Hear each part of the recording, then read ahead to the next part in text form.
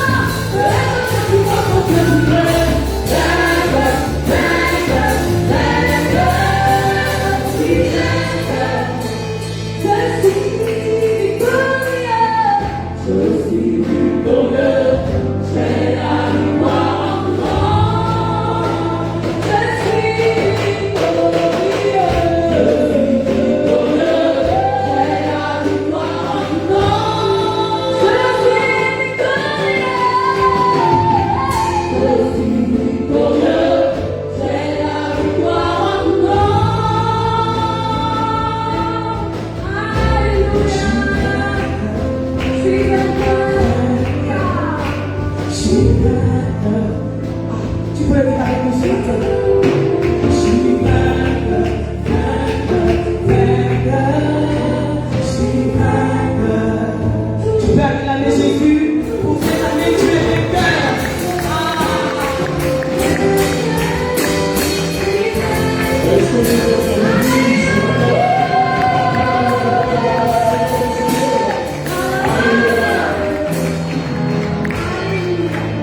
allons passer au plat de résistance. Dis avec moi plat de résistance.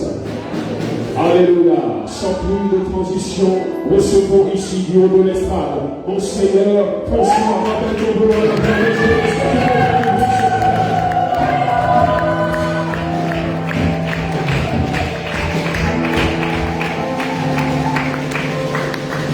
Bonjour. Comment allez-vous?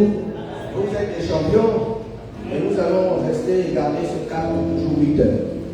Vous allez voir qu'avant 11 heures ici, la salle sera pleine. Parce que les gens sont habitués à venir. Voilà. Mais si l'évêque général a réussi ça, les cultes de 8 heures qui sont remplis, je pense que nous aussi nous pouvons le faire. Alléluia. Voilà. Tout à l'heure, c'était tout le temps comme ça, après ça se remplit. Mais dommage pour cette personne parce qu'il rate le début des choses. Alléluia. Amen. Nous voulons bénir le Seigneur pour cela. Élevons nos voix et disons merci au Seigneur.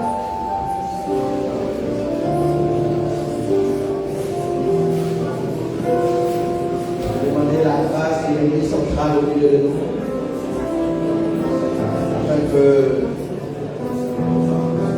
les hommes et les femmes de cette ville viennent tout au culte. Alléluia. Merci Seigneur. Même à l'église catholique, à 6 heures, le culte est plein. C'est possible aussi. Alléluia.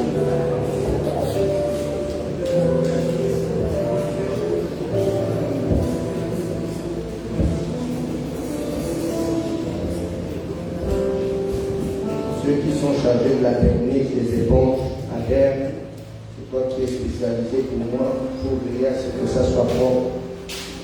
Vous savez qu'on est empoisonné par ça. Est-ce que vous savez ça? Ne jouez pas avec ces choses-là.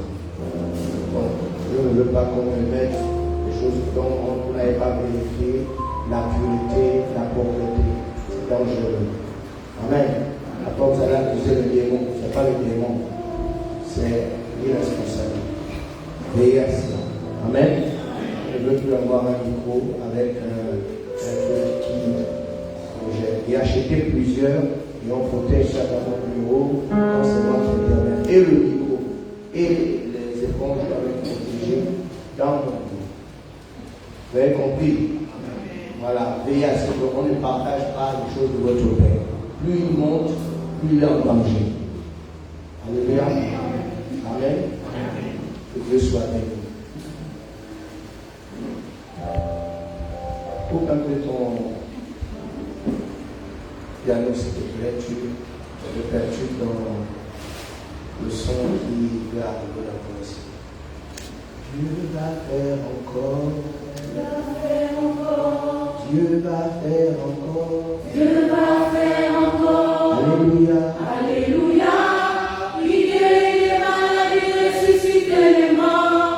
Il est puissant pour sauver, il ne change pas. Dieu va faire des miracles, des miracles.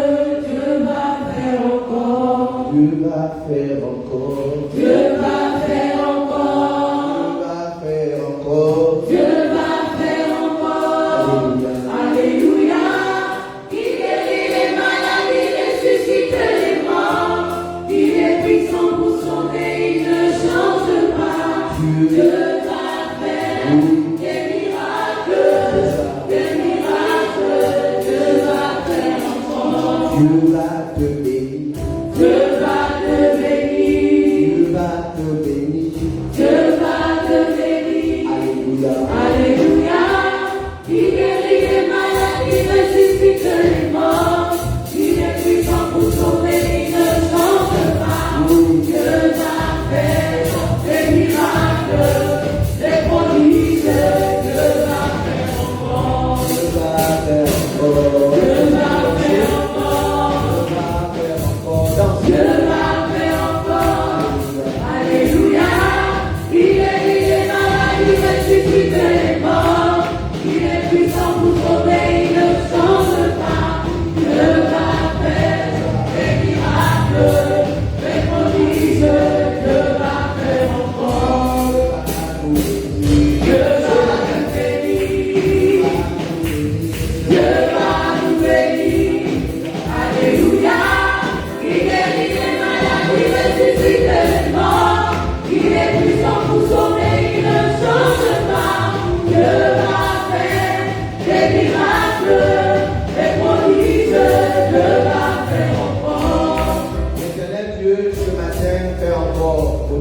Jésus. Amen. Est-ce qu'on peut acclamer le Seigneur?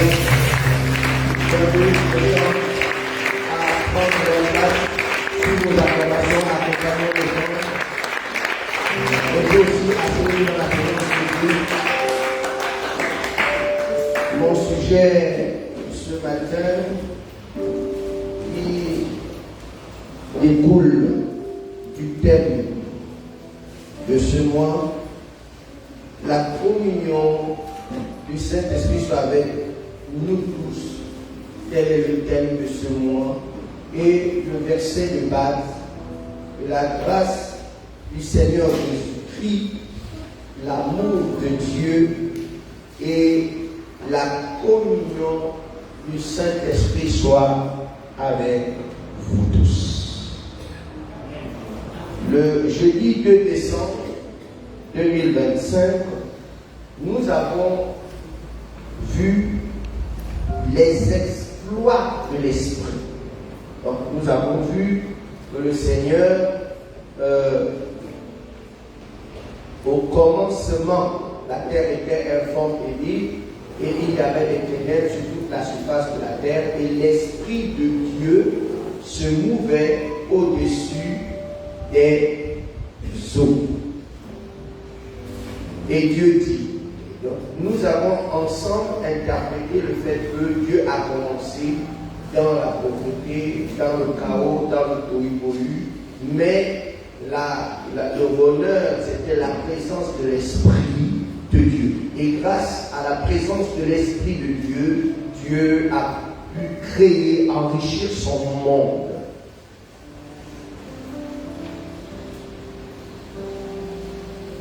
Ce matin, mon sujet, c'est la langue citoyenne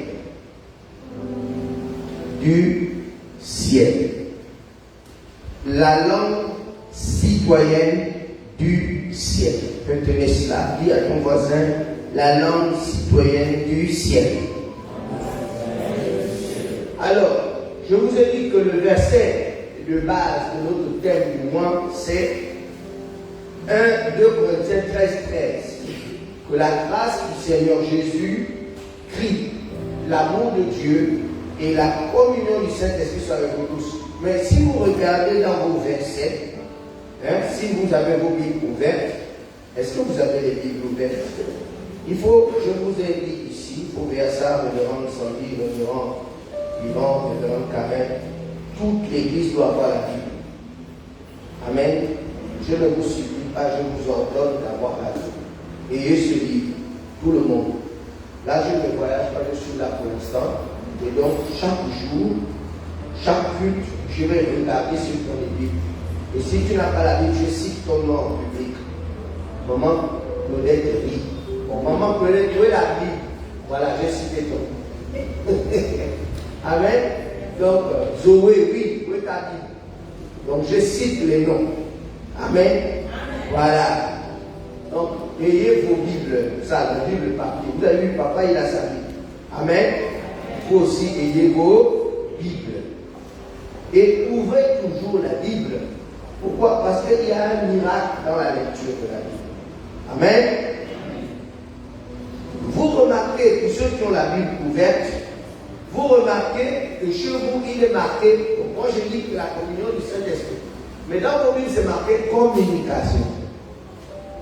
Qui a ça dans sa Bible?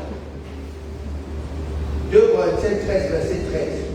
Qui a ça dans sa Bible? Qui? 2 Corinthiens 13, verset 13. S'il vous plaît, tu mets la main comme ça.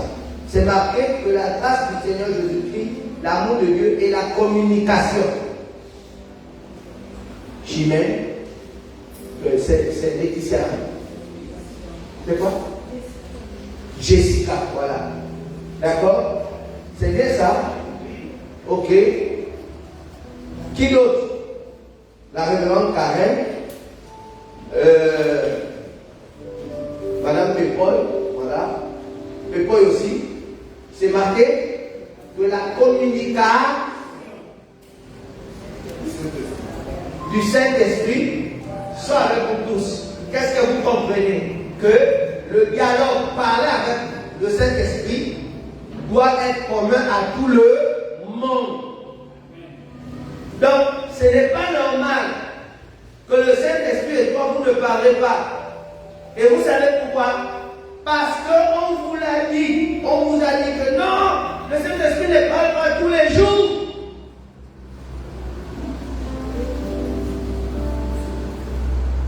Mais le Saint-Esprit, Paul ne peut pas avoir écrit cela, que la communication.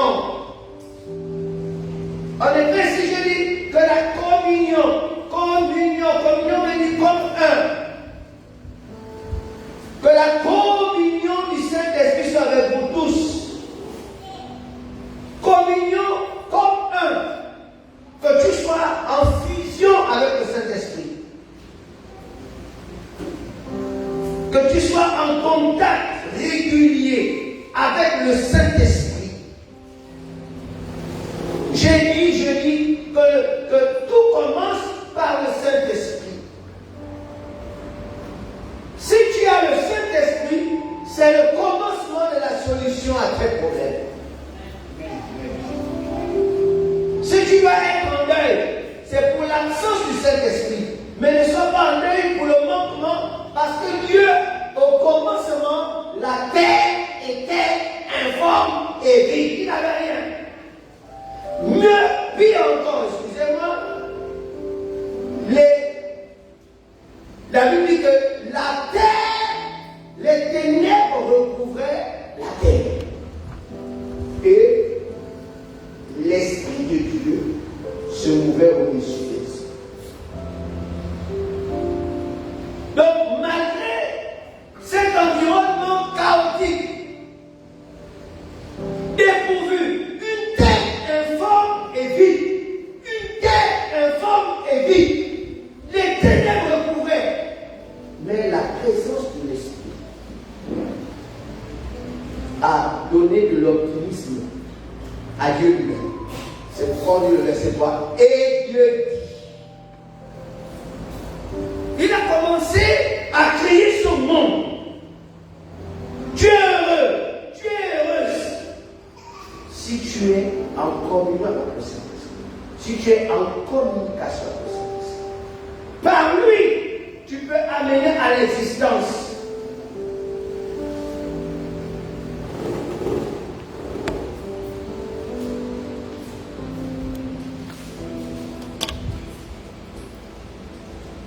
Éphésiens 2, 19.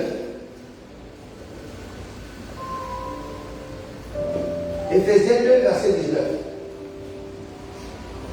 Ainsi donc, vous n'êtes plus les étrangers, ni des gens du dehors, mais vous êtes concitoyens des saints, gens de la maison de Dieu. Vous savez ce que ce texte dit? Que lorsque nous nous convertissons à la foi chrétienne, nous devenons des sorciers. Oh, qu'est-ce que tu racontes? Mais en fait, le mot sorcier veut dire quoi? C'est quelqu'un qui a la possibilité de sortir de son corps pour voler et aller dans un autre monde. C'est ça un sorcier. C'est quelqu'un qui a la capacité aussi de jeter des sorts. Bon, maintenant, on vous dit que quand vous vous convertissez, vous devenez citoyen des esprits. Vous partagez maintenant le quotidien avec les esprits. Ça, c'est pas la sorcellerie. Si.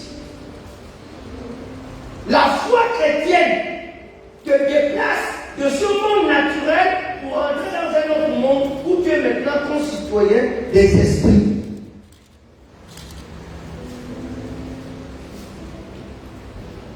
Et lui-même.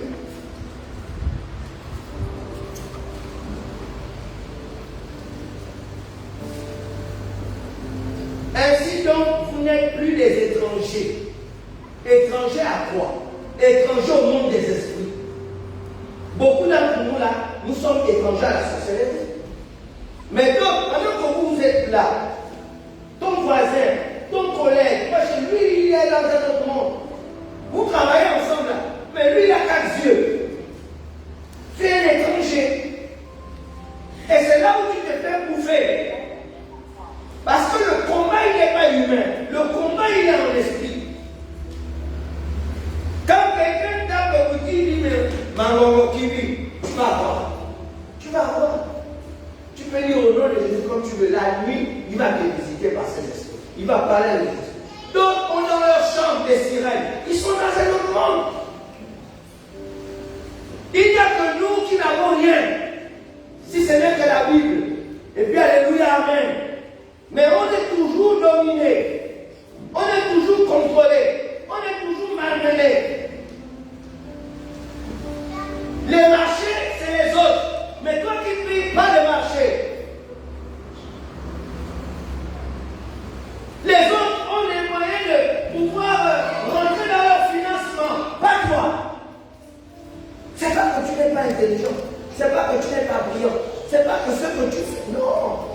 Mais, donc, dans le monde des esprits, contrôle ceux qui ont le pouvoir de signer. Mais il faut que ça change. Et pour que ça change, on t'a dit crois en Dieu. Mais ça se levé à bas. Maintenant, je veux vous faire passer au niveau de la maturité. Pour vous faire comprendre qu'il y a un niveau où ce n'est plus Dieu qui fait. C'est quoi? Pourquoi? Parce que Dieu te déplace. Il te déplace. Regardez bien. Il dit ainsi donc vous n'êtes plus des étrangers. Sans si on dit que tu n'es plus étranger, c'est que tu t'es déplacé.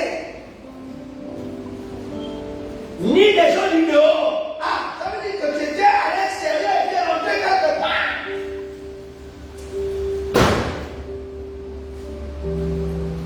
Mais vous êtes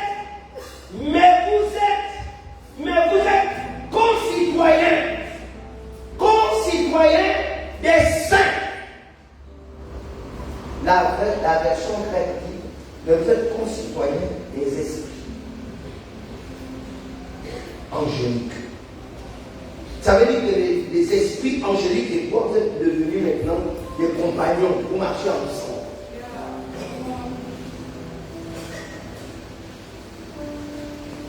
Vous voyez, vous êtes mes concitoyens, nous marchons ensemble. Vous voyez, nous nous voyons, vous me voyez, nous sommes ensemble en mandat.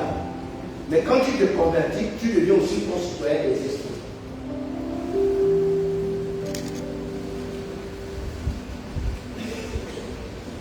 C'est ce que vous ne comprenez pas.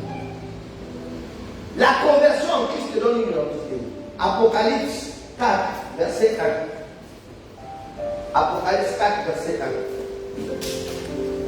1. Apocalypse 4, verset 1.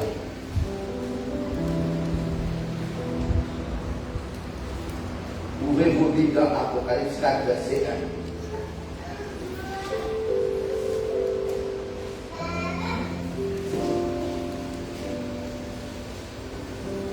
Après cela, je regardais et voici une porte était ouverte dans le ciel.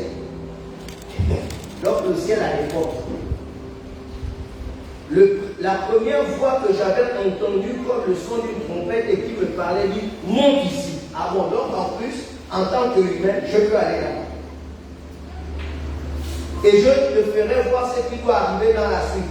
Aussitôt je fus ravi en esprit. Et voici, il y avait un trône dans le ciel, et sur ce trône, quelqu'un était assis. Mais nous, on est habitués à ce qu'on nous raconte. Les sorciers, quand ils confessent, oui, quand je commençais la sorcellerie, c'était un démon qui venait. La nuit, quand je dors, il prend mon esprit et il m'amène, je voyage, je vais à New York, je vais à ceci, je fais ça. Et ça, on est conscient que ça, c'est la sorcellerie. Mais maintenant, découvrir que, est-ce que tu sais que quand tu rentres en Christ, tu vis la même expérience? Tu voyages aussi. Si réellement, tu es en Christ.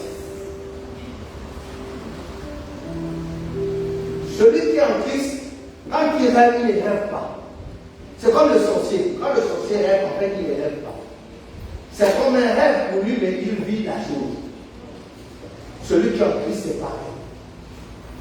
Combien de fois tu as eu un rêve et puis tu dis que non, il y a un rêve d'acheter, j'ai senti comment. Tu te réveilles, tu dis que non, j'ai senti la chose. Parfois tu te lèves, tu dis, oh. L'autre te dit, mais c'est comment? Non, c'était le rêve là. Mais vraiment, c'était vivant, c'était. Oui. C'était pas un rêve.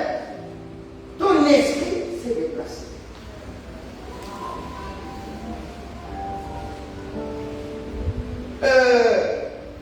Comment il s'appelle? Élisée, le roi d'Assyrie qui faisait la guerre à Israël, chaque fois qu'il faisait un plan pour attaquer Israël, à chaque fois Israël était informé et déjoué le plan, le roi a convoqué un conseil. Et il a posé la question, il a dit, parmi vous, est-ce que quelqu'un ne veut pas se dénoncer? Qui nous trahit en Israël? Et c'est un qui a dit, mon Seigneur, personne ici ne nous trahit. Mais il y a en Israël un prophète. Il dit tout ce que même le roi dit dans sa chambre. Lui, il le dit. Il dit, ah bon? Oui. Il dit, cherchez où est-ce qu'il est et envoyez une armée pour aller la faire. Maintenant, quand vous lisez ça en tant que chrétien, vous vous dites, le Saint-Esprit venait révéler ça à Élisée. Soit. Sauf que le même Élisée a un disciple qui s'appelle Géasi, qui est parti chercher les cadeaux de Naaman qui avait été guéri. Quand Géasi est revenu chez Élisée, Élisée a posé la question à Géasi. Géasi était dur et il a menti. Il a dit non, ton serviteur n'allait nulle part. Je n'ai pas bougé. Et Élisée dit ceci. Géasi, mon message n'était pas absent. Quand l'homme est descendu de ce char pour te donner tout ce qu'il t'a donné, c'est là que tu comprends que l'homme il a fait un dédoublement. Mais Élisée, c'est un sorcier ou c'est un prophète de Dieu? Ah!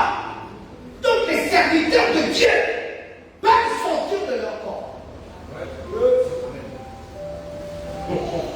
Vous dormez.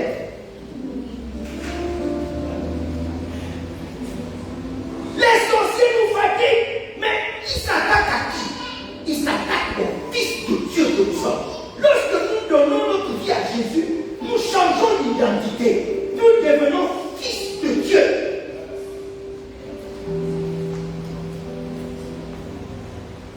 Dis papa parle.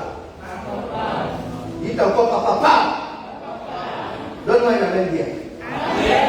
Donne-moi une amène fort. Donne-moi une amène puissant. Donne-moi une amène déterminée. Donne-moi une amène fonctionnée. Donne-moi une amène vivante. Non, ton Dieu me dérange. Alléluia. Alléluia. Pousse tes cris de joie. Pousse tes cris de triomphe. Sache que ton cri me motive. C'est un carburant. Job, chapitre 1. Job, chapitre 1. Je vous enseigne des choses compliquées.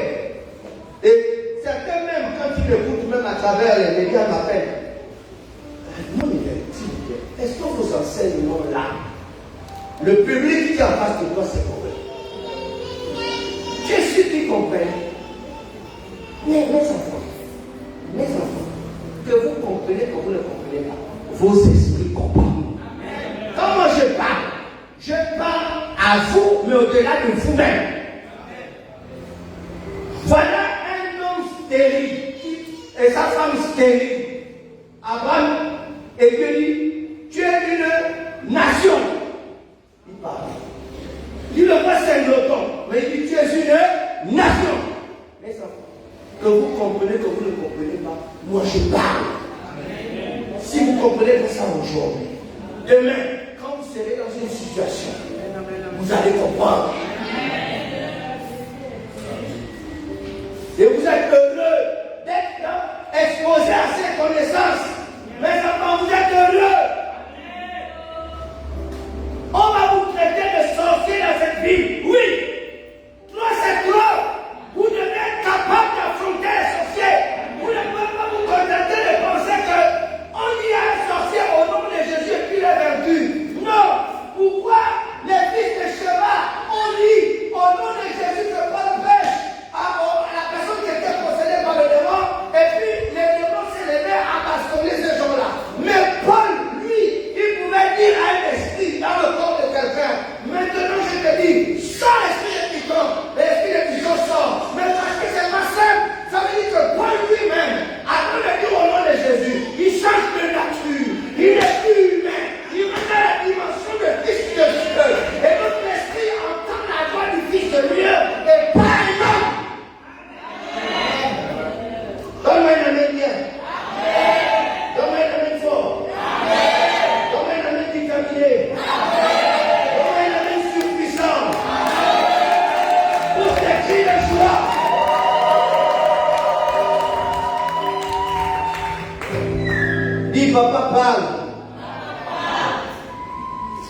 Job 1, verset 1.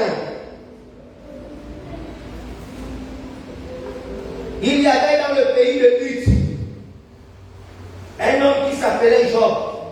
Et cet homme était intègre et droit. Il craignait Dieu et se détournait du mal. Je m'arrête là. Verset 6. Or, les fils de Dieu, dites avec moi les fils de Dieu. Or, les fils de Dieu vinrent un jour se présenter devant l'Éternel. Et Satan vint aussi au milieu d'eux. Lorsque vous lisez ça, pour vous les fils de Dieu, ce sont les anges. Non, ce sont des humains qui se dénoulaient pour aller à la rencontre de Dieu. On a eu dans l'Apocalypse, quand il a été appelé, il a dit quoi? Le trône. Oh! Merci, ma collègue prédicatrice. Que Dieu te bénisse. Tu seras une femme de feu. L'Éternel, regardez, comment je sais que c'est des humains? L'Éternel dit à Satan, as-tu vu mon serviteur Josué? Où est? Non, il lui pose encore la question, tu viens? Et Satan lui dit, je viens de parcourir la terre et de m'y promener. Ok. Donc il donne déjà l'information qu'il sait d'aller. Et maintenant Dieu lui pose la question, as-tu vu mon serviteur Josué? Parce que Dieu, parmi les fils, il ne voit pas Josué.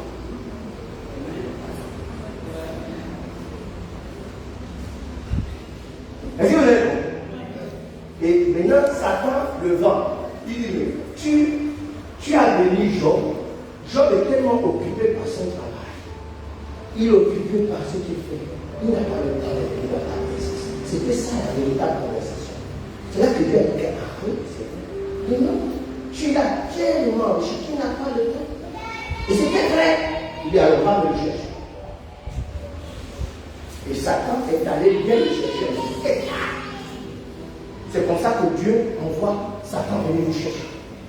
Quand vous n'avez jamais le temps.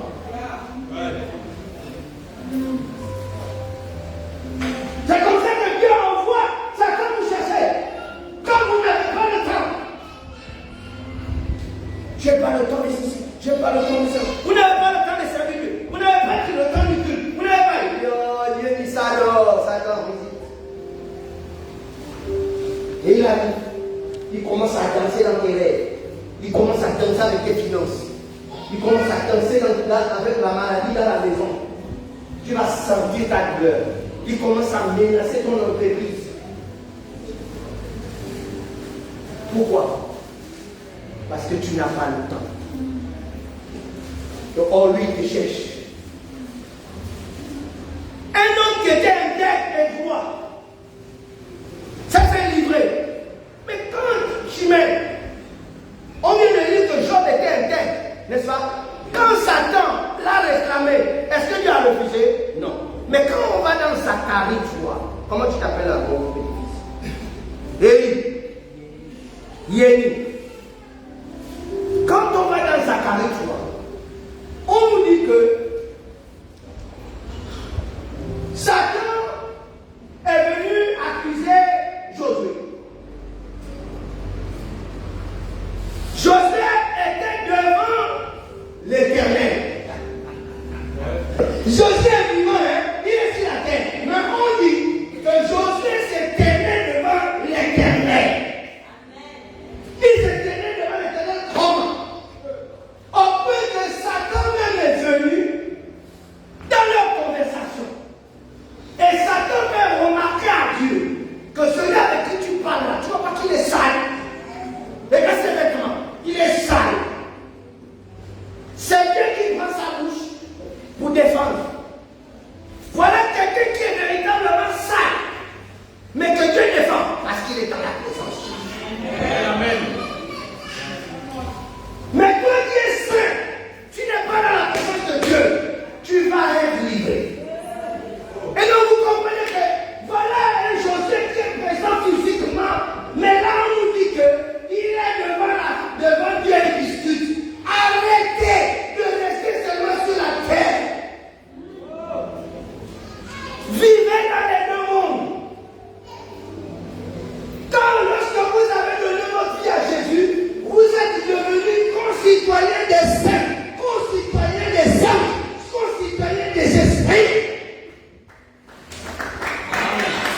Acclame bien. Acclame bien. C'est un carrément que tu donnes. Alléluia. Dites-moi de pousser, je pousse.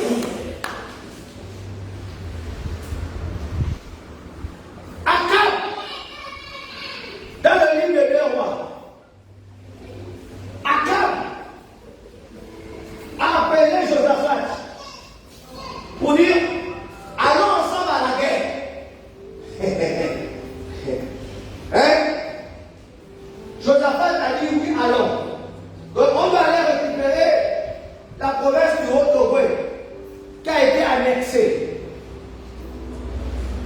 Tu sais que c'est notre province, mais ça a été annexé. Josaphat dit d'accord, allons. Mais Josaphat dit avant d'aller, consultons d'abord l'Éternel. Les vrais rois, les hommes éminents cherchent toujours la pensée de Dieu. Même ceux qui ne prient pas Dieu, s'il est dans le Jobi, il va demander qu'est-ce que le Jobi dit. S'il est dans le Wiki, il va demander qu'est-ce que le Wiki dit. S'il est dans le Djembé, elle va demander ce que le Djembé dit. Il n'y a que vous qui voyagez même sans venir demander la volonté de Dieu. Il n'y a que vous qui faites vos affaires sans venir demander la pensée de Dieu. Il n'y a que vous. Mais les autres, ils savent aller voir leur Dieu d'abord et faire un sacrifice à chaque fois. Et la Bible nous dit que 400 prophètes sont venus avec leur chef. Ils avaient un évêque. Leur évêque a pris des cordes, il a mis sur sa tête. Il a commencé à dire, voilà comment tu vas vaincre tes ennemis. Tu vas le vaincre comme ça. Oh, 400 prophètes. Tu vas gagner pas. Mais Josaphat est spirituel. Le roi Josaphat dit à Akab, sans cela, tu es prophète, même pour aller en guerre. 400. Et toi, tu dis à toi que ça, c'est toi, il faut avoir ça, cette dimension-là. Peu importe, ils sont mille. Quelque chose pour te dire que non. Mais vous laissez bluffer par la majorité. Pourtant, quelque chose t'a dit que c'est pas ça, mais comme tout le monde dit la même chose, toi aussi tu vois. Voilà votre malheur, c'est ça. Josaphat dit à Akab, n'y a-t-il pas un autre prophète par qui on va consulter l'Éternel? Et Akab dit, jamais un autre, mais celui-là, il est notre prophète, jamais rien de bon. Josaphat dit, appelle-le quand même. Voilà comment les gens vont appeler, on envoie le chef des prophètes là et tout cela pour aller le chercher. Michel, alors le roi te demande, mais écoute bien, on a déjà tous prophétisé qu'il va gagner. Donc quand tu vas là-bas, tu dis la même chose. Voilà comment Michel arrive. Je voudrais comprendre quand je vous raconte l'histoire. Michel arrive. Et Akab dit, bon Michel, dis-moi, je dois aller à la terre, ce que je vais là. Et puis Michel lui, pour aller, tu vas gagner. Michel, Akab dit à Jonathan, et arrête ça. Dis, dis, tu veux que je dise? Et là, c'est là où ça m'intéresse. Il dit, j'ai vu le ciel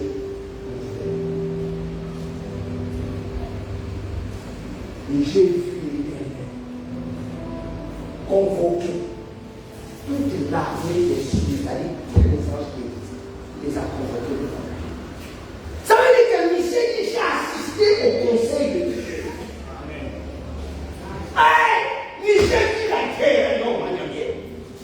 Dis carrément que j'ai vu l'Éternel appeler tous les esprits des cieux, convoqués de lui. Il pose la question. Voici Akab, il m'énerve, je vais finir avec. Comment je peux faire? Silence. C'est Michel qui raconte, il dit tout le ciel était silencieux. Tous les anges, tout le monde. C'était une énigme, tout le monde. Même les esprits parfois sont dépassés par certaines personnes sur la terre. C'est-à-dire que même de lui-même dit que je suis fatigué là. Mais comment je fais ça? Dieu lui-même est dépassé. Et puis la Bible dit, un ange est apparu. Il dit, moi, j'irai. Et Dieu lui pose la question, tu vas faire quoi? Ah bon. Donc Dieu aussi peut ne pas savoir ce qu'il est. une assemblée d'esprit. Quand Dieu dit, créons l'homme, Dieu possède l'unité. Donc même quand il parle en unité d'esprit, mais ce n'est pas qu'ils sont un, ils sont plusieurs. Puisqu'il dit, Dieu dit, faisons ce qu'il dit. Maintenant, il dit que l'esprit dit, je vais rentrer dans la bouche de tous ces prophètes. Et je serai un esprit de mensonge. Et ainsi je veux le pousser à aller à la guerre, il va mourir. Et Dieu dit, va et accomplis ce que tu as dit. Ce qui m'intéresse, c'est que Michel dit qu'il était à cette réunion. Maintenant, toi, tu passes ton temps à ronfler et attendre que. En tout cas, je vais dormir. Celui qui demeure sur la ville du Théo repose à l'ombre du Tout-Puissant. Chez qui a l'Éternel mon refuge, bien, confesse sa terre. Et puis tu te réveilles le matin, le corps est fatigué comme quelqu'un qu'on a tapé. Tu dis, mon Dieu, ça c'est. C'est l'image, on t'a pris comme un cheval à nuit. Le sorcier t'a amené jusqu'à New York. Il t'a amené. Tu as voyagé partout. Alors que tu as prié, celui qui demeure sous la pluie, il dit. Pourquoi? Parce que tu n'es pas, au lieu de dormir dans la présence de Dieu, toi tu dors hors de sa présence. Quand on dort dans la présence de Dieu, je connais beaucoup de témoignages où des sorciers ont confessé qu'ils sont venus dans une maison pour tuer quelqu'un, ils n'ont pas trouvé. Pourtant la personne était là, la personne dormait. Ils n'ont pas vu. La Bible dit que l'armée a été envoyée pour arrêter Élisée qui dénonçait les complots du roi assigné dans sa chambre. Quand la troupe est venue, elle a entouré la maison. Géasi a vu la troupe physique. Et rentré pour dire, papa, on est mort. Regarde, on est entouré de l'armée ici. Alors on ne sait pas comment on va sortir. Et à notre époque, il n'y a pas de téléphone portable, il n'y a pas de WhatsApp, il n'y a pas d'internet. Là on est couillé, on est prié. Tu ne peux même pas appeler l'armée d'Israël pour te sauver, ni les personnes à qui tu donnes des renseignements pour détourner, ni les gros pas qui nous sauvons, on est mort. Et puis Élisée dit, mon petit, ne t'inquiète pas. Ceux qui sont avec nous sont à plus loin. Élisée dit, non, Géasi dit, papa, excuse-moi, tu es le prophète, c'est vrai. Mais est-ce que tu ne fumes pas un peu le champ? Tu as pris un peu de mots là pour venir dire ce que tu dis. Mais c'est vrai, Géasi a fini pour dire, parce que ce type-là, il était audacieux. Et il y a des gens comme ça autour de l'homme de Dieu. Ils te disent que papa, tu es l'homme de Dieu, mais quand même, laisse-nous te dire la vérité. Eh, Seigneur, on va quand même te parler. Et puis tu précises, c'est vrai, papa, tu es l'homme de Dieu. Mais c'est-à-dire que tu as même le courage, tu as même de préciser. Papa, c'est vrai que tu es l'homme de Dieu, mais tu sais, à ce moment-là, là, c'est moi maintenant qui parle, je vais peut-être corriger. Donc, il corrige, et il dit, Père, ouvre-lui les yeux. La Bible dit que dès qu'il a ouvert les yeux, Dieu a ouvert les yeux, il a vu les chats. Donc Élisée ne vivait pas dans ce monde. Il était physiquement là, mais il était aussi dans un autre monde. C'est pas la même chose. Et son armée, c'est pour ça qu'on l'appelait char d'Israël et sa cavalerie. C'est comme ça. Son père s'appelait comme ça Élie. Lui-même aussi, il a eu le nom. Char d'Israël. Et qu'il a sur le roi d'Israël qui dit que Élisée, c'est le char d'Israël et sa cavalerie. Ça veut dire qu'il voyait que Élisée en son temps, mais était il appartenait à un autre monde. Et je vous le dis, pour vous dire que vous, quand vous avez accepté Christ comme Seigneur Sauveur, vous êtes devenus concitoyens des anges, des esprits. Donc quand vous marchez, vous ne marchez pas seul, vous marchez avec votre nation spirituelle. On vous voit seul, mais ceux qui ont les yeux ouverts, qui marchent avec vous à côté de vous. Non, mais je crois, il y a une personne qui marche avec toi, non, ça c'est comment ça. Ceux qui ne connaissent pas vont penser que c'est les esprits de mort. Non, on ne marche pas avec les esprits de mort. On marche avec les entités angéliques de Dieu. Nous sommes devenus considérés. Élisée sort et pose au chef de l'armée qui entourait.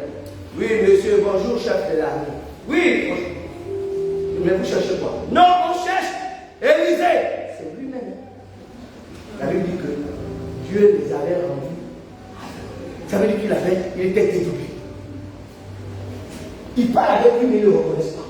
Mais attendez, excusez-moi mes enfants. Si c'est écrit dans la Bible, moi je vais croire ça. C'est peut-être vous ne croyez pas la Bible, mais moi je crois la Bible. Ce n'est pas un conte, une histoire qu'on vient raconter. On te dit que c'est dans la Bible. Que les soldats, peut-être c'est toi on t'a dit que c'est l'Ancien Testament. Reste avec ton Ancien Testament. Pour moi là, c'est toujours présent. Pourquoi? Parce que Jésus a dit, Jean-Baptiste est le plus grand des prophètes de l'univers. Donc il est plus grand que Moïse, il est plus grand qu'Élisée, il est plus grand qu'Élie.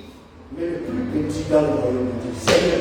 Le plus petit dans le royaume de Dieu, Seigneur. Mais tu n'as pas besoin d'être évêque, tu n'as pas besoin d'être pasteur, tu n'as pas besoin d'être prophète. On te dit, mais le plus petit dans le royaume de Dieu, dans le royaume de Dieu, pas le plus petit dans l'église. Pas le plus petit dans, oh je suis chrétien. Non, le plus petit dans. Le plus petit où? Dans le royaume de Dieu. Est plus grand que Jean-Baptiste. Donc si Élisée pouvait se rendre invisible, on va bien, moi je vois Gaëtan, mais quelqu'un le donne. Bonjour, je cherche quelqu'un qui s'appelle Gaëtan, mais c'est toi-même. Et lui il dit, je le connais, je sais où il est. Suivez-moi. La Bible dit que la troupe s'est mise à suivre Élisée. Et il a dit, allez, allons-y ensemble. Or, on sait tous qu'une armée ne se déplace pas pour venir chercher quelqu'un sans avoir son portrait, sans avoir toutes les informations concernant l'identification de la personne. Donc, ils savaient bien qui était Élisée, sauf qu'ils ne l'ont pas encore. Et c'est lui qui les a amenés. Je déclare maintenant sur ta vie que tu deviens invisible à tous tes ennemis, à tous tes adversaires. Je déclare maintenant que tu es concitoyen des saints, que tu es chef de la maison de Dieu. Je déclare maintenant qu'une armée céleste marche avec toi. Je déclare maintenant que tes adversaires sont dans la confusion. Je déclare maintenant que tout ce qui se lève pour venir nuire à ta vie ne te trouve pas. Je déclare maintenant que tu habites dans la maison de Dieu. Je déclare maintenant que toutes tes nuits tu es invisible à tes adversaires. Je déclare maintenant qu'à partir d'aujourd'hui, quand tu te couches, quand tes enfants se couchent, vous dormez dans le royaume de Dieu, mais vous ne dormez pas dans le lit sur lequel vous pouvez vous reposer. Je le déclare maintenant au nom de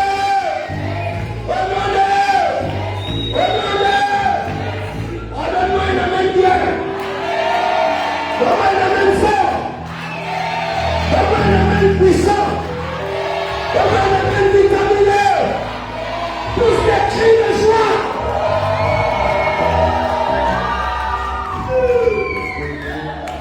Maintenant que c'est établi,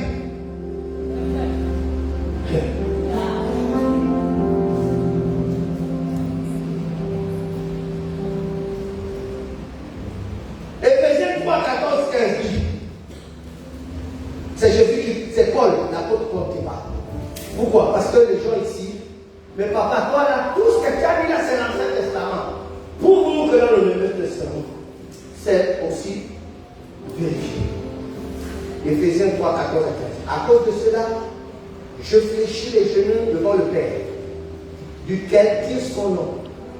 Toute famille dans les cieux et sur la terre. La Bible, Paul dit qu'il existe deux familles. Il y a les familles dans les cieux et les familles sur la terre. Et Paul dit, je fléchis les genoux devant le Père, devant lequel tire son nom. Toute famille dans les cieux et sur la terre. Oh! Maintenant, est-ce que vous savez que quand vous vous convertissez, Dieu vous associe à l'une de ces familles? Vous savez que ce n'est pas vous qui avez choisi la naissance de votre famille. Donc la famille dont tu es né charnellement, c'est Dieu qui t'a envoyé là. Donc de ton nom physique, tu portes le nom que tu portes. Je m'appelle Benfou. Donc j'appartiens à la famille Ramonfou charnelle du Nagé. Mais quand je me suis converti, Dieu m'a associé à une famille céleste dont je porte le nom. Jusqu'à faire de moi un des chefs de cette famille.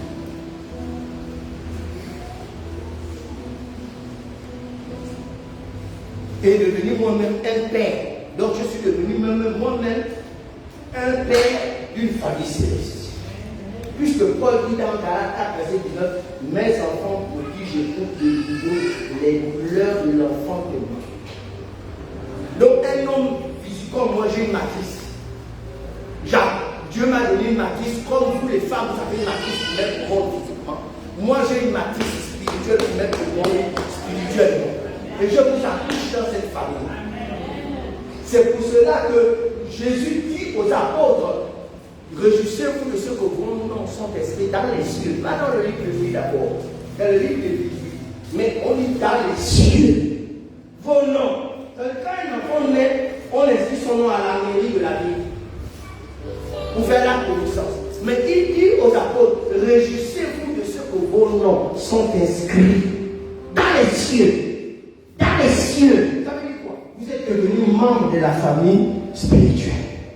Et c'est là qu'on commence à vous donner l'identité de fils de Dieu.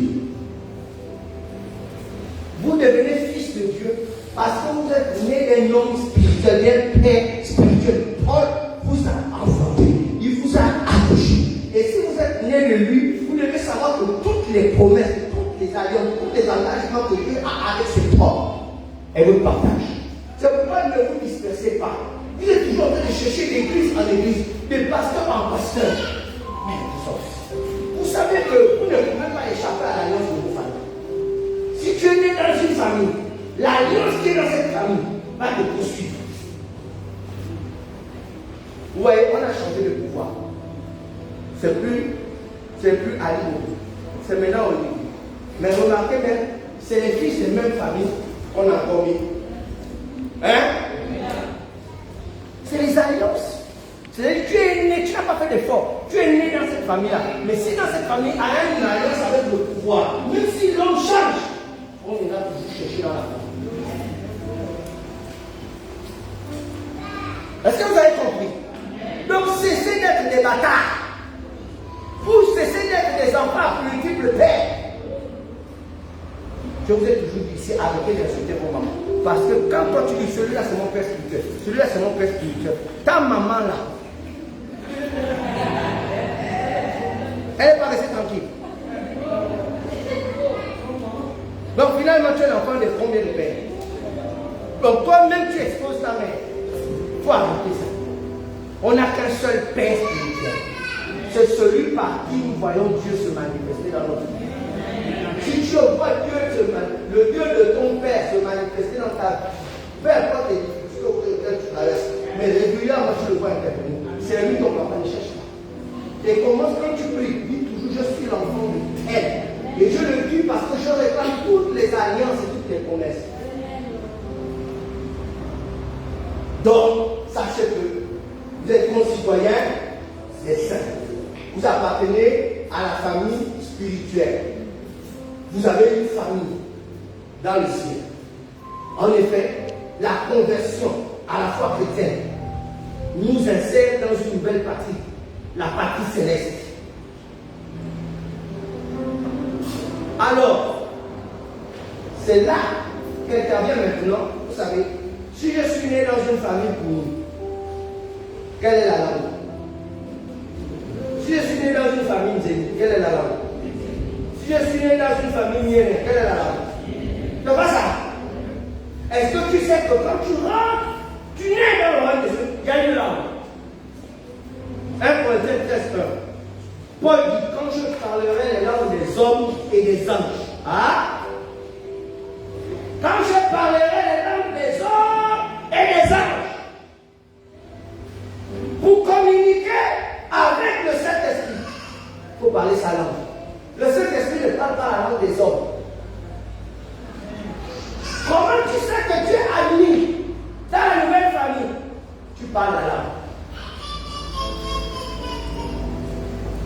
Est-ce que vous comprenez? Je pousse. 1 Corinthiens 14, verset 2. En effet, celui qui parle la langue ne parle pas aux hommes mais à Dieu. Quand personne ne le comprend,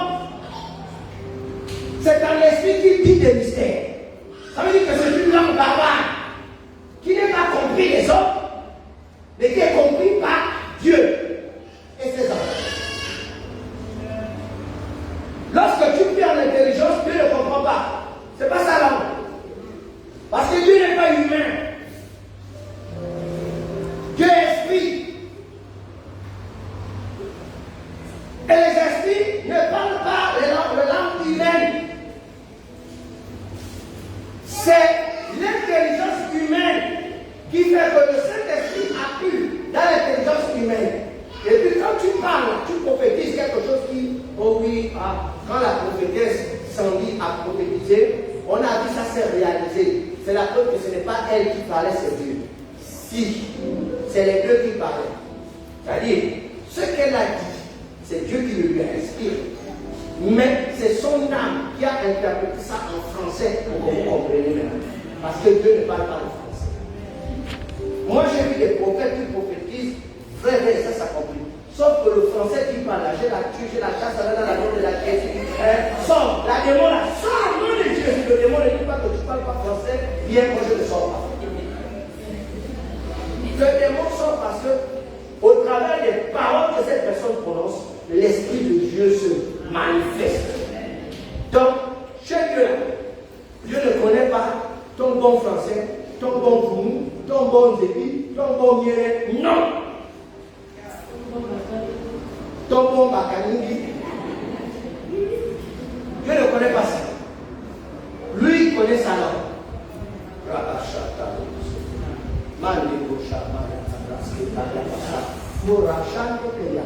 Le jeune dans mon quartier, j'ai vu une scène, quelqu'un qui se faisait agresser.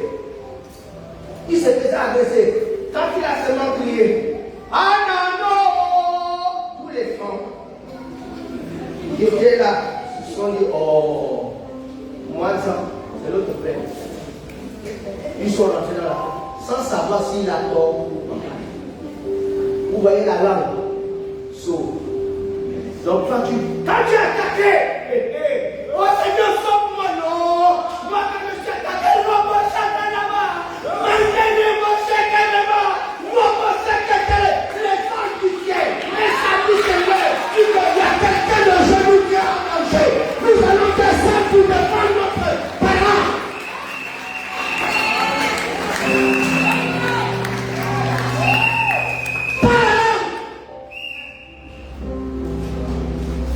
Quelqu'un me dit, mais papa, moi je ne parle pas là. J'ai dit ici là que moi-même avec votre père, quand je me suis converti, dans l'église, tout le monde parlait dans notre langue.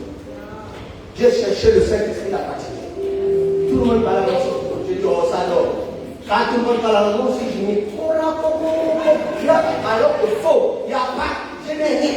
Mais j'ai rien. Non, tout le monde est bon,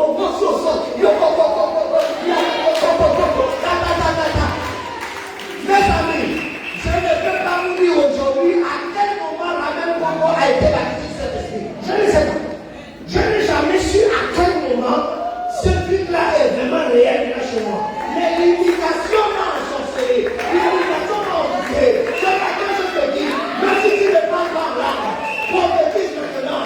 Il dit ton père, il dit, ne choisis pas parler dans que tu ne connais pas, mais choisis le parler de ton père, parce que tu vois Dieu agir dans la vie de ton père.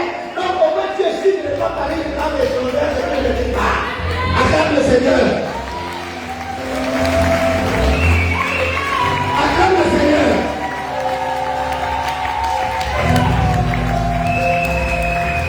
Acclame le Seigneur. Pour tes cris de joie.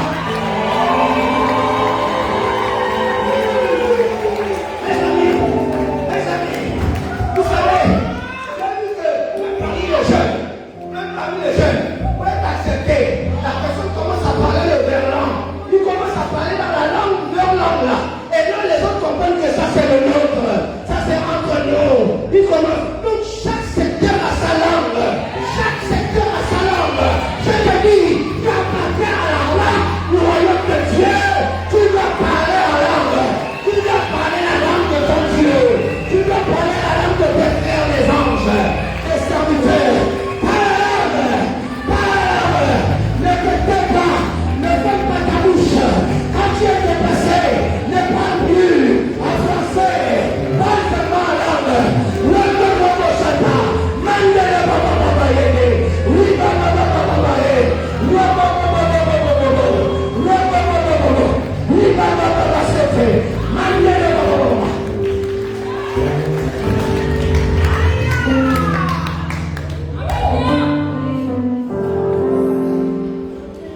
allez me dire, mais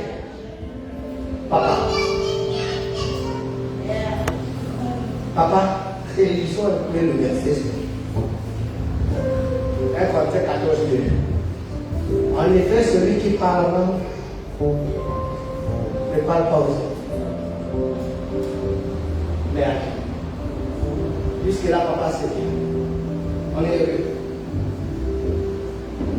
Car personne ne le comprend. C'est un esprit qui lit les mystères. C'est là le problème, papa. Les mystères là, c'est quoi? Comment, papa, je peux me mettre à parler dans le monde, je comprends. C'est quoi le mystère là? Réponse. 1 Corinthiens 2, verset 11.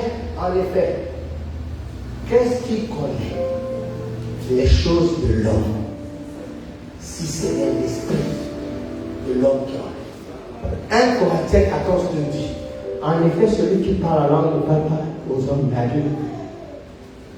Car c'est un esprit qui dit des mystères. Maintenant, on te dit, dans 1 Corinthiens 2, 11, en effet, qu'est-ce qui connaît les choses de l'homme, si ce n'est l'esprit de l'homme qui en est?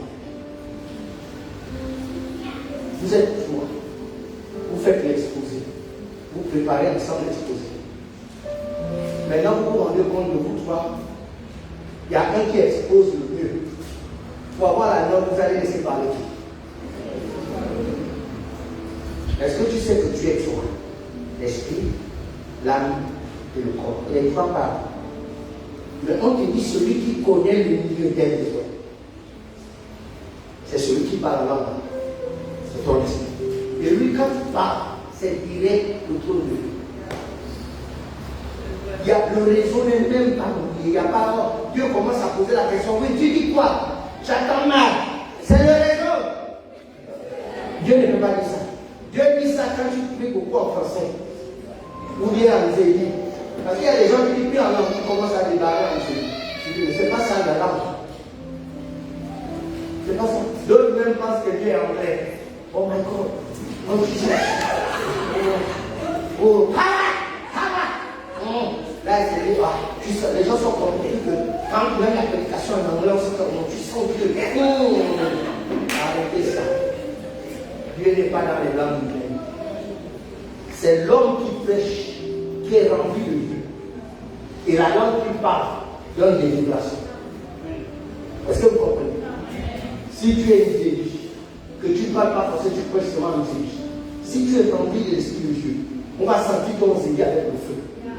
C'est-à-dire que même ceux qui ne comprennent pas Dieu sentent que là, Dieu est là. Je ne sais pas ce qu'il dit, mais ça, là, Dieu est en fait là. Donc, comprenez bien, il n'y a pas une langue qui est divine, humaine. Elles sont toutes humaines. La seule langue divine, c'est le parler en langue. C'est la langue des anges. Dieu je vais dire ça.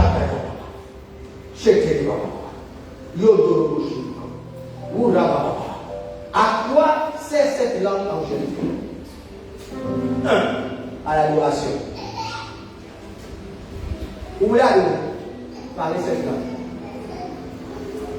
1 Corinthiens 14, verset 15. Que faire donc? Je prierai par l'esprit, mais je prierai aussi avec intelligence. Je chanterai par l'esprit, mais je chanterai aussi avec l'air. Donc on chante aussi en langue. On chante aussi en langue. Chanter en langue. Chanter en langue.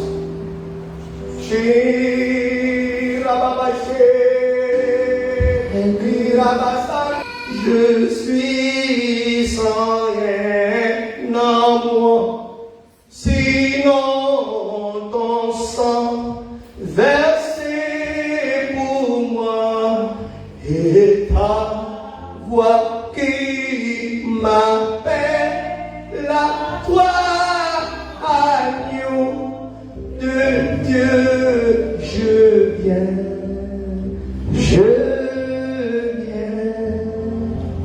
Ouvrez vos yeux. Je viens.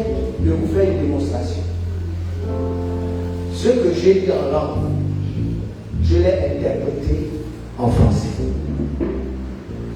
Le verset dit, je chanterai en esprit, je chanterai au sein de l'intelligence. Ça veut dire que les paroles que je prononçais en langue pendant mon adoration, c'est ce que j'ai traduit en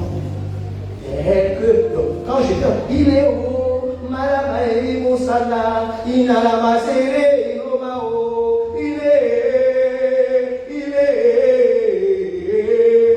Urabasane Oliba, Inoma Singere Baba Yono, il est Bossaka Liama Sere, Uraba. Et pendant que j'étais comme ça, je sentais la mélodie venir en moi. Vous comprenez? Et quand la mélodie était en train de monter les paroles, c'est là que j'ai basculé maintenant. Tel que je suis sans rien, sinon. Donc j'ai eu l'interprétation du chant. Mais c'est 1 Corinthiens 14, le verset 5 et 6 me dit que, mais si je viens en parlant en langue, sans vous interpréter, je serai une cymbale qui résonne. Il n'existe aucune langue sur la terre que l'on parle sans interprétation. Si je viens à vous, je dois pouvoir vous parler par chant, par prophétie, par doctrine. C'est écrit. Parlez en langue. Je veux une église qui parle en langue. Et je vous assure, vous vivrez des choses extraordinaires. L'action de grâce. Lorsque tu parles en langue, c'est pour rendre une action de grâce. 1 Corinthiens 14, 16 à 17. Autrement, si tu rends grâce par l'Esprit, comment celui qui est dans les rangs de l'homme, du peuple, répondra-t-il Amen à ton action de grâce, puisqu'il ne sait pas ce que tu dis? Tu rends, il est vrai, d'excellentes actions de grâce. Donc, on rend grâce à l'Esprit. Il m'arrive, effectivement, d'être content devant un cadeau, devant quelque chose qui me fait du bien. Et puis je cherche les mots pour remercier Dieu. Je perds même les mots. Je suis même essoufflé. Je ne sais pas quoi dire. Et là, une langue que je ne connais pas vient. Mon esprit en grâce.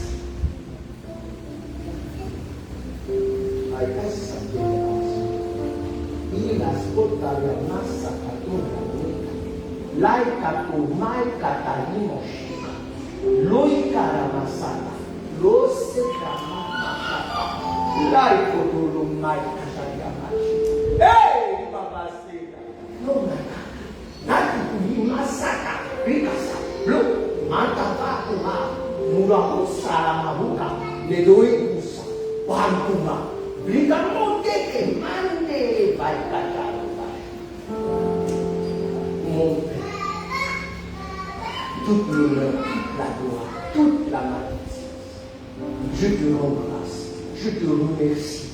Merci pour ce que tu fais dans cette minute, dans cette minute. Merci pour l'excellence de l'enseignement que tu me donnes pour bénir ce peuple. Quelle joie! Je peux voir combien ce peuple, par ses enseignements, se déploie avec efficacité. Et que oui, dans cette vie, tu nous élèves pour pouvoir faire reculer les ténèbres de cette vie. Nous te bénissons pour ça. Maïmoura Bassa, l'Osika, Matakatu, l'Omaïté, l'Aïsima Moumakata, Léosha. Amen.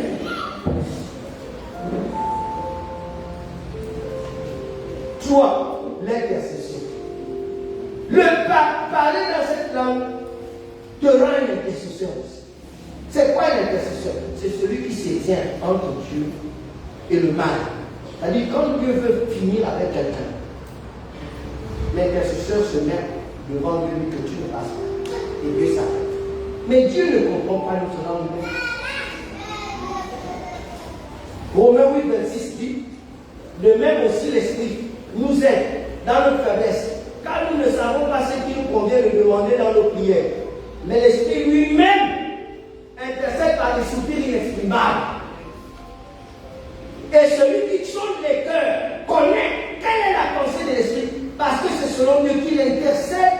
faveur des saints. Inestimable ici. Quand une femme est enceinte et qu'elle va accoucher, c'est inestimable. Lorsque l'esprit d'intercession rentre en toi, oh Jésus, ton estomac s'ébranle. Tu commences à avoir des crampes, tu commences à avoir des douleurs de l'enfantement.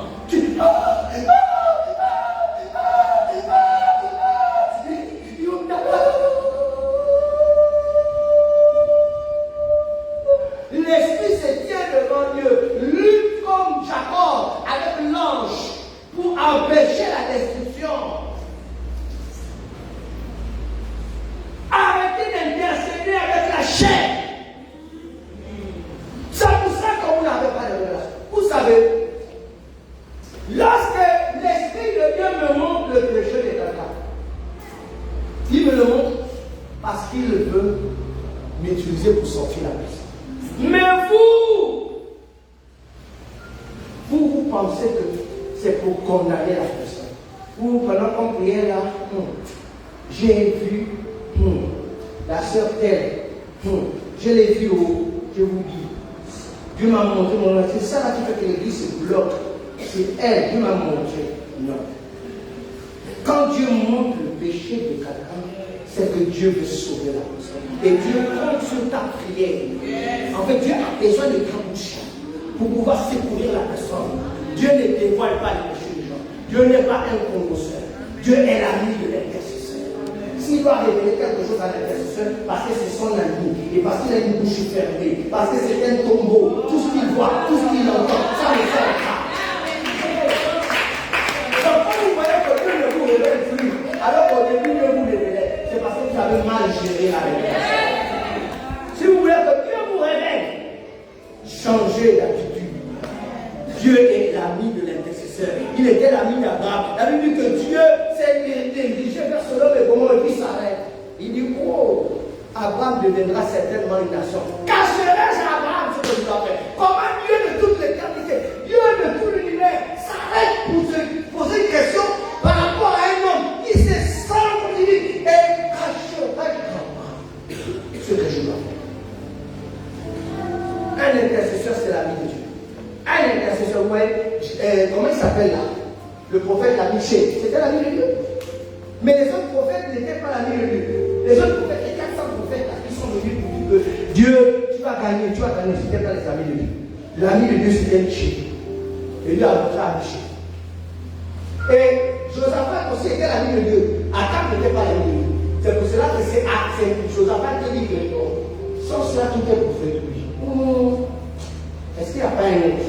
C'est pas Akab, c'est pas Josaphat lui-même qui ressent ça. C'est parce qu'il est l'ami de Dieu que Dieu le Père sur lui démontre. Les gars, personne n'a le faux. Mais il y a un autre. Demande à ton ami là, ce voyou là, qui m'énerve là. Demande. C'est-à-dire que même jusqu'à la dernière minute, Dieu a envie de sauver Akab. C'est le même qui complote contre Akab, mais c'est le même encore qui essaye de le sauver.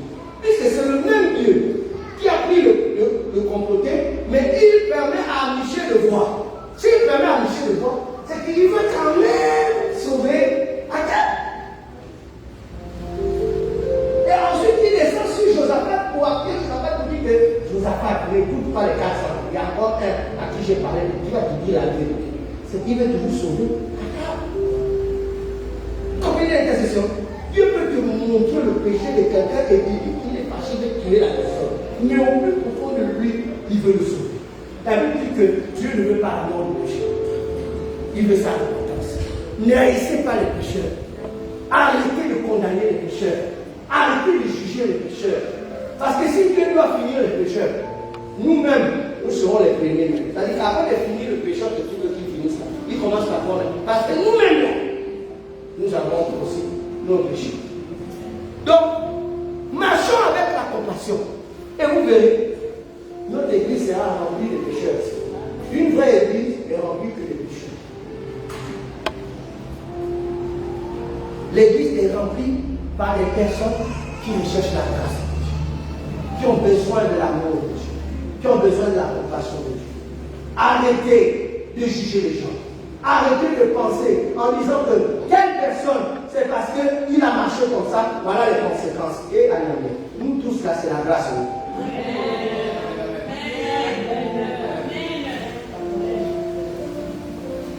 Ne te moque pas de celle qui n'est pas mariée en pensant que tu n'as rien fait pour être marié. C'est une grâce. Oh, avec son comportement, laquelle Marie a rejeté, arrête. Arrêtez ça. C'est une grâce. Parce que je connais des gens, des femmes qui ont des comportements diaboliques, mais elles ont le mari. Ah oui, elle fait voir ça. Qui a son nom? Mais elle a le mari. Donc c'est une affaire de grâce. Et je connais des femmes qui savent, qui peuvent tenir un foyer. Elles peuvent tenir un homme. Elles savent respecter. Elles savent vraiment. Donc, tout est une affaire de grâce. Fermez vos bouches. Intercède. C'est pourquoi Dieu nous a donné le parlant comme intercession. Il ne veut pas le français. Votre français, votre zébi, votre macamine, vous mentez dedans. Vous êtes des menteurs. Le vrai qui dit la vérité, c'est votre esprit. Lui va bien intercéder.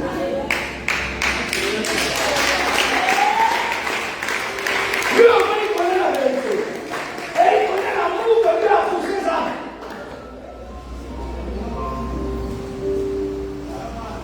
Oh non, je ne parle que cette personne. Pourquoi? Ah non, toi c'est trop l'impudicité, c'est trop.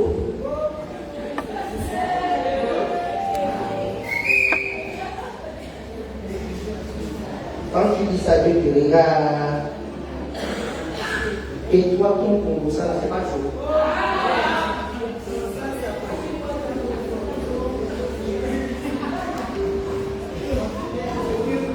Ton caractère méprisant, c'est pas trop. Ça sent le péché ici. Bien que quand tu dis ça, tu es déjà dans le péché. Oui. Ça c'est le péché. C'est bon. Tu es déjà dans le péché. Tu es déjà tombé dans le péché. Donc si Dieu doit frapper celui qui sent le péché, pour ça, c'est pour cela que nous, il a dit, nous ne savons pas prier. Nous ne savons quoi demander dans nos prières. Mais l'esprit lui-même intercède par des soupirs inexprimables. Par des soupirs inexprimables. Par des soupirs. Mais toi, tu ne veux te glorifier à quoi?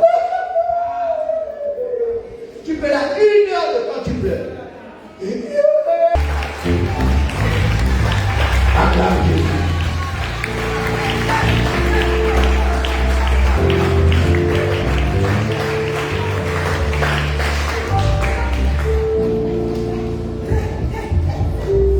Si nous marchons dans la chair,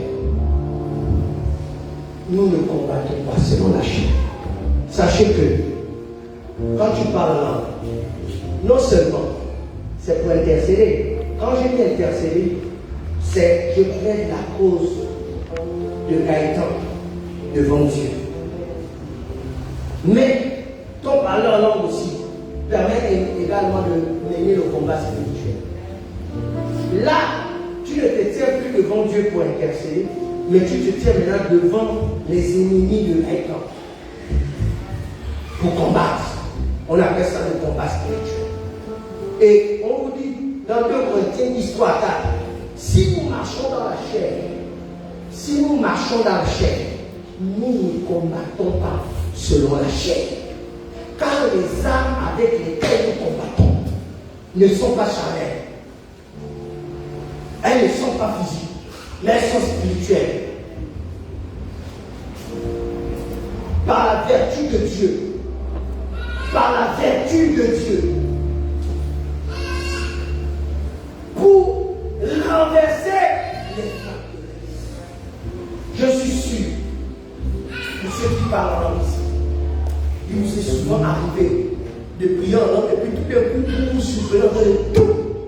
Au nom de Jésus, ça c'est bon. Je ne viens ici.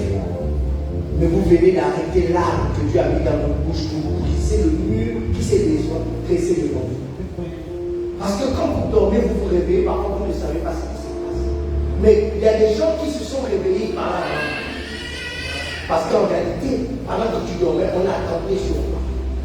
Et maintenant, toi, ta bouche, est-ce que vous savez que Dieu a créé le monde avec la bouche?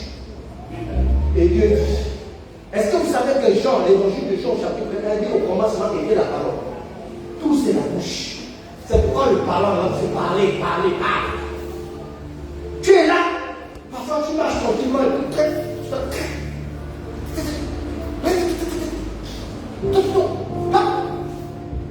tu deviens fort.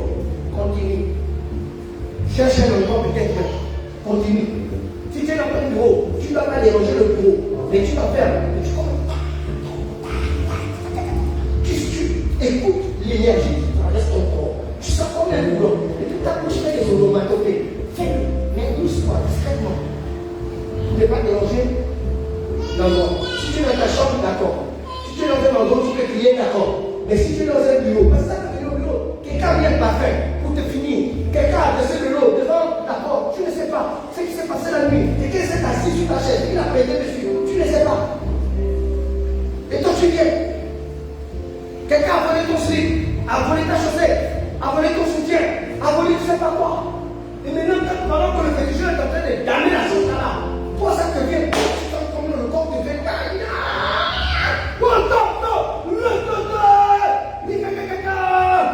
Ça marche chez les gens qui gèrent. Là, les gens qui gèrent, quand ils sont les gens initiés, en fait, ça marche dans les gens initiés. Viens ici. Je me souviens, j'étais encore petit. Ma mère était un web de l'homme, je vous ai dit ça. Elle dansait. Je me souviens encore. Elle dansait. Nous, nous étions là, avec le mot du jour. Et eux, ils dansent, mais j'avais un web de l'homme, elle a des enfants derrière. Et dans ils font des scènes. Ils vont comme ça, ils dansent. Et l'autre, va chercher à tuer les enfants. Et pendant qu'elle est en train de passer, un monsieur a jeté le fusil dans une suce. Boum! Et maman a jeté le fusil dans une. Elle a boité. Quand elle a boité, elle s'est reprise. Quand elle s'est reprise, elle est partie devant le monsieur. Elle a fait elle est reprise. Elle a pris sa casse. Où elle est partie? J'ai dit que j'ai des souvenirs de ça. J'ai dit que ma mère était si puissante dans ces choses-là. Mais maintenant qu'elle a le Christ, on a 86 ans, on a passé le week-end ensemble. Hein? Elle a seulement. Ils ont jeté ça. Oui, elle est en train de danser. Dans son Dieu, dans son moelleux. Quand ils ont jeté, elle a piégé, elle a tapé. Elle a boité. C'est ça a marché. Mais quand elle a seulement secoué, quand elle a secoué comme ça, elle a levé à la personne. Elle a regardé la personne. Tu as échoué. Elle est revenue. Elle a continué à danser. Elle est. Je me dis, Seigneur Jésus. Mais pourquoi nous, on n'a pas ça? Et on dit non, les esprits qui sont en nous sont plus grands que ceux qui sont dans le monde. Peut-être des blagueurs, vous blaguez? Mon grand frère me raconte. Mon grand frère me raconte. Il dit que j'étais encore petit. Nous étions maman, agent de banque. Maman était chef de service crédit. Elle avait une ancienne véhicule. Elle avait une voiture Mazda bleue, rouge. Elle faisait parmi les premières femmes qui conduisaient là. Quand elle arrive à Jeanne Bory, le feu rouge de Jeanne Bory, ceux qui connaissent Jeanne Bory, quand elle arrive là, un serpent sort du moteur de la voiture sur le pare-brise. Quand maman voit ça, elle rentre en crise. Quand elle rentre en crise, elle revient à elle, ils sont garés à la maison à Configou. Elle ne sait pas qui a conduit du feu rouge de Jeanne Bory à la maison Cité-Montpellier. Elle était dans la voiture avec ses enfants que nous sommes. Le serpent sort comme ça. Dans l'éclipse. Et l'esprit a plu. Elle se réveille, la voiture est garée à la maison. Les enfants sont sortis. Maintenant, quand vous venez pour la délivrer d'un tel esprit, vous lui donnez quoi à la place? Puisque l'esprit vient de sauver elle et ses enfants. Maintenant, quand tu chasses ça, tu lui donnes quel esprit? Maintenant, vous comprenez pourquoi moi je vous enseigne ça? Pourquoi je vous enseigne ce que je vous enseigne là? Arrêtons d'avoir un christianisme de Dieu. Il faut qu'on grandisse. Ces gens-là nous ont fait ça trop dur. Il est temps que nous ne soyons pas ça dur. Nous aussi, serpent vient, ce n'est plus toi. Tu deviens sans nous.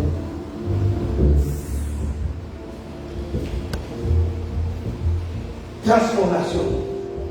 C'est maintenant l'esprit qui prend contrôle de toi. Quand tu reviens, tu as seulement la victoire.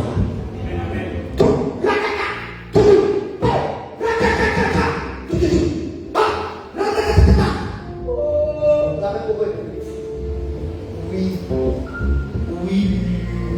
1 Corinthiens 2,18 dit que Dieu a prévu sauver l'homme par la folie de la prédication. Mes enfants, si ça vous va, vous les parents, si vous les enfants commencent à parler pas les tabous, pas les tabous chez les enfants, arrêtez ça, il faut parler à l'homme et pas bombarder. Je bombarde. Il faut bombarder la maladie. Il faut bombarder la pauvreté dans ta chambre. Boum! On ne peut pas le dire, les armes avec lesquelles nous combattons ne sont pas, mais elles sont puissantes par la vertu de Dieu. Nous renversons quoi? Les forteresses. C'est quoi une forteresse? C'est un mur qui t'empêche de prospérer. Je vais vers la fin.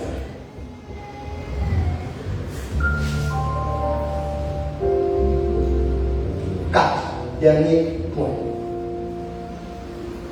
Le parler en langue active les dons spirituels. Lorsque tu parles en langue, dans 1 Corinthiens 14, 1 et 2, recherche l'amour, aspirez aussi aux dons spirituels, mais surtout à celui de prophétie. En effet, celui qui parle en langue ne parle pas aux hommes et à Dieu, car personne ne comprend, et c'est un esprit qui vit les mystères.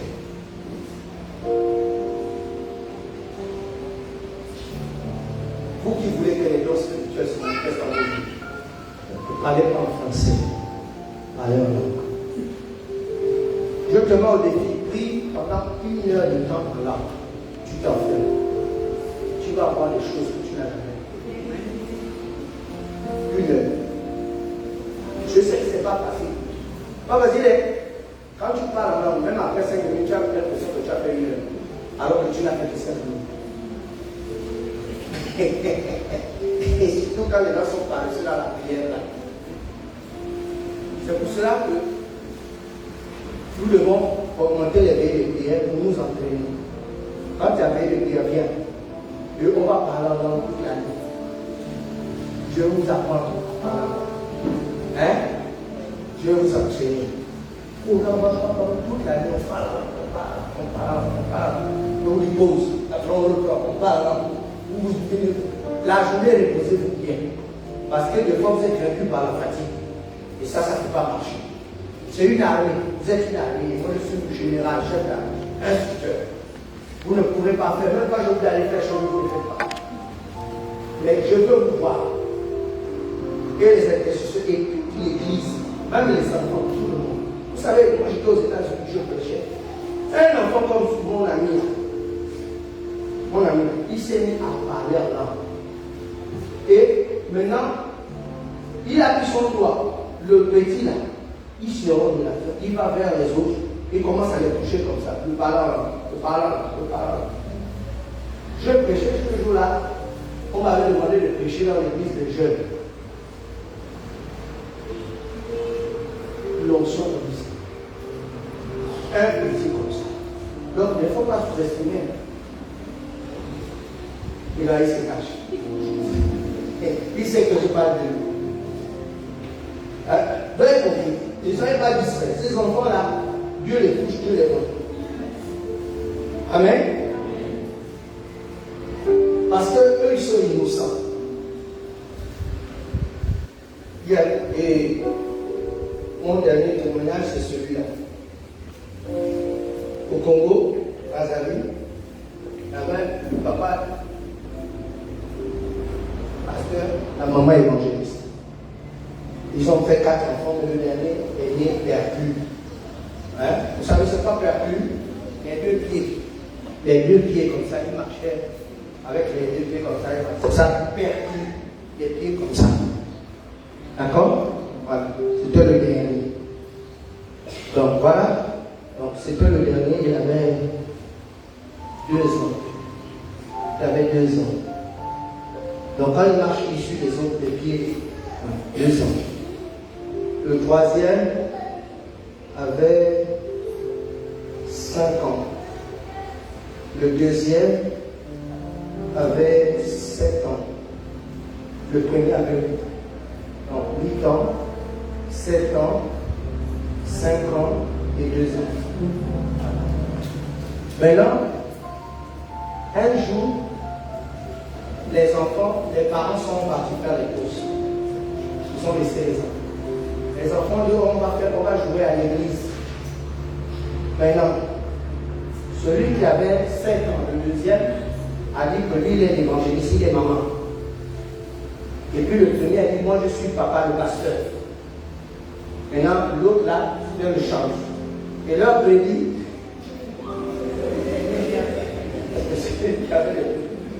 ils ont commencé à chanter quand ils imitent les parents. Les enfants là, ils imitent tout. Quand ils vont là, pourquoi on me dit ici là, ils vont même imiter là-bas chez eux. Pourquoi les enfants sont là? Quand tu partes à la maison, c'est pour les faire, les mecs a fait comme ça. Il y a même un qui prend carrément mon chapeau, il prend le chapeau comme ça, il enlève aussi. Après, il ne remet pas.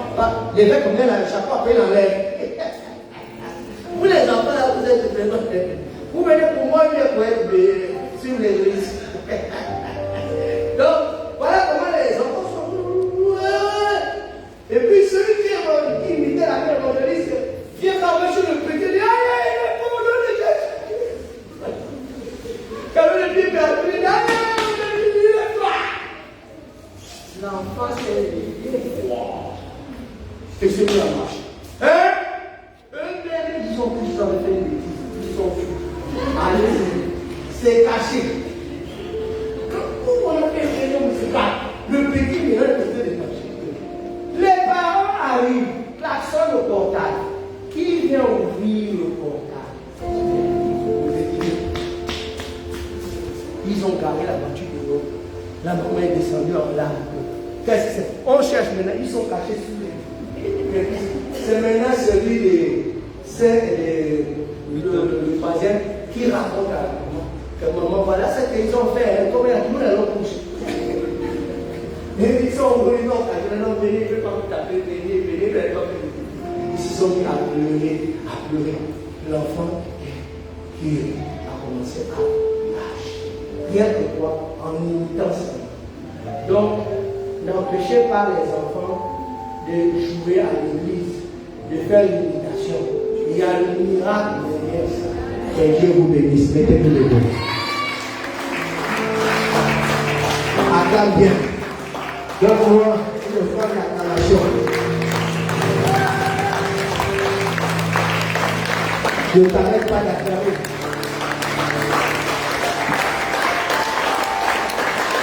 Encore, tes acclamations sont spirituelles.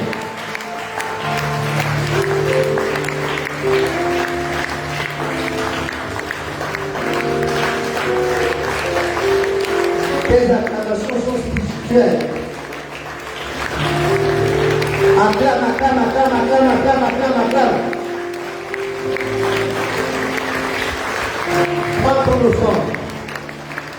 Prends ton offrande.